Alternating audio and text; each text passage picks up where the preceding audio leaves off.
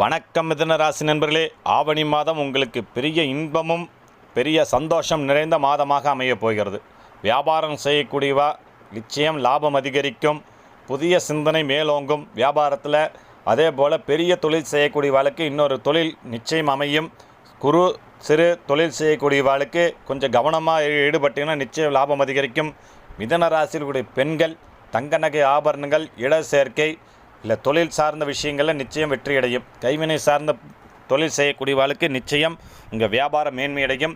இளைஞர்கள் இளம்பெண்கள் நிச்சயமாக உங்களுக்கு திருமணம் நடைபெறும்.